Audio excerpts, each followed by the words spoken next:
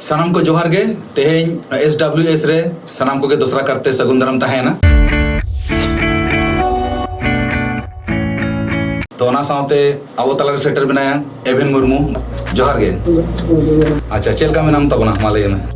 निया घड़ी तो मोटामुटी बेस गे तो अपना प्रोग्राम जहाँ बिन ऑर्गेनाइज कदा अडी रेस्कलिंग यूज कदा ओना खातिर अबिन अडी अडी आयमा साराव अडी सराव अडी नपाय कथा बेस कथा जाके एतो मांग रे पुइलु रे अबुरेन नेनेलिया को दर्शक को कटी अबिन इदी काते हुडिंग माचाते लई सदरा को बिन जे चेत लेका जे को बिन चिके से ओकारे ओड़ा तबिन सेबिन उपरुम खाटो माचाते लेबिन अलिया ओड़ा दो वेस्ट बंगाल डिस्ट्रिक्ट बैंकुड़ा थाना दो सारंगा अतु काटगोड़ा नित दो ओंका दो चेद होलिन चिके गया तो ओड़ा रेगे चासबास को साथे ओड़ा ना टुकटाक को आरकी अडी नपाय जे अबिन लांग रोपड़ कना अदो अडी गान जगह रे अबिन दो बेसको मेता गया अडी होड़ दो बड़ी को मेता गया तो अबिन बांग रे रोपड़ काते आम इन गेला रोपड़ा असुविधा बांग कना बोया कना बन ठीक गया अडी सुर ᱧᱚᱜᱚᱜᱼᱟ तो ठीक गया आमा जहां वीडियो में बनाव ले तबना माने नोआ ऑडिशन लिगिते आजम की मने हुई कना जहां करे सेरेंज को दो बाम प्रैक्टिस कन गया माने मास्टर को ठेन बांगा तो ओना गे माने आम सिलेक्शन रे कथा दो नोआ खातिर उयहर हुईना जे बडाई जे मास्टर ठेन दो बाम चेद का मेन खान बिना चेद काते रहो राहा जे साब दो हुआ माने ओकाल का राहा गोहड़ हुआ ओना रे जहां आम सेरेंज रे सेरेंज ले दो आजम काते नोआ टुकु बुझाव कना मोटामुटी म्यूजिकल सेंस दो भगी गे मेना तामा तो नपाय कथा कना आदो जाके आदो बालांग दिरिया खूब जस्ती आदो एतो को बाबन ठीक है ताले मा एतो हफ्ता बन सिबिल मंगाती दुलड़मा अंतर तलारे गिंदो कमा जनम जनम गाते आय जनम सिबिल मंगाती दुलड़मा सिबिल मंगाती दुलड़मा अंतर तलारे गिंदो कमा मने रे हो जीवी रे हो हृदय रे हो आमगे मेना हो मने रे हो जीवी रे हो हृदय रे हो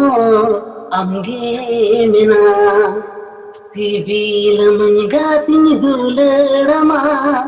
अंतर तलारे गिंदो कमा जापीद रे हो कुकुम रे हो अंतर रे हो आमगे मेना हो जापीद रे हो कुकुम रे हो अंतर रे हो आमगे मेना सिबिल मंगाती दुलड़मा अंतर तलारे गिंदो कमा अंतर तलारे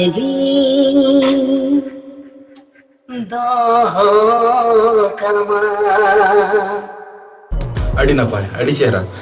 तो नोआ का सेरेंज नोआ दो निजरा सेरेंज कना से जहां सेरेंज को बनाव तलंगे से जे बोलते एमनी टुकटाक बिना बड़ा हो गया कि रीडिंग को चलका ठीक गाना कना से बांगा कहां में तो बड़ा अड़ी बेस भागी टैलेंट में मेना तमा तो तबे स्केल रहा साब रना जहां ये ताम अड़ी नपाया ठीक है अड़ी चेहरा जहां करे नोका स्टेज करम सेन बड़ा कना सेन दो बांग हुई का नोका आतु पूरे जहां प्रोग्राम को हो गया सेरमा रे तो ओंकाना इरे दाव हाता बड़ा हुई कना सिंग बड़ा हुई कना ठीक है अड़ी बेस शूटर रे ताहन में तो अड़ी नपाय और सेरेंज रे जहां हम स्केल मेंटेन का चेहरा गया ओका मिट बार सुदु मिटन पुइलु मुखड़ा मुचे रे एंडिंग रे कटी तलांग आड़ा रे कटी तलांग एम लड़ाव ᱧᱚᱜ चोका ओना दो खूब तो बाय प्रॉब्लम और बाकी तो जतो भागी हम दोहो का और जहां जिनिस हुई कना जेतु नोआ अबो ऑनलाइन ते बन कराया नोडे खना म उन बाय बुझो कान रहो जहां आमा थ्रोइंग टा थ्रोइंग आर कटी पावरफुल एम लेखान आरो चेहरा सांस को बालू आता तो उचित ओना को मा अडी बेस गया तबे ओवरऑल अडी बेस हम ये गतला और सिलेक्शन हुएन और बांग हुएन अडिस बांग काते म्यूजिक तो कल्चर तबन पे से जहां का अपेटन गुण में ना ओना गुणटा कंटिन्यू दिता है मगे आदो ठीक गया आदो मा आम जहां हम ले तला खान ले में आम खान लंग मुचरी दिया आदो नवा के तो सेरेंज दो गिरे खन के सेरेंज माने 14-15 बछर खन के तो ओंका मतो टीचिंग तो बांग जाम कना तो निजेरा जतो टुकु आरती सेरेंज को आजम बड़ा काते तारपर हड़मो को खान दुर्बल गया दुर्बल तहे खान पूरा पूरा वॉइस को बांग उडुगो विशेष करते ñel लेखान अब हड़ दो जहाना बा जहाना एटकेटोणे अनाट चेतान तेगे बन तहन गया आदो ओना तला ते हो जतो बन नाम लेखान बन लहा चलाव दाड़े ओना हो बांग कना आर अडी हड़ गे नोंका गे हुई कना ओकोय को अभाव कना उनको गे उडुक चलाव कना इन दिन मेना जहां मोने रे जुर मेना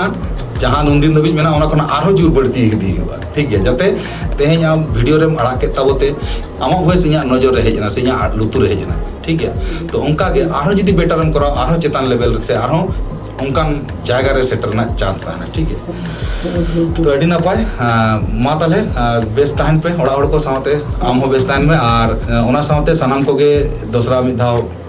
जोहारिन चाल काते तेन नितोगा प्रोग्राम दो नोडगे मुचाद हुई कना मा तबे जोहार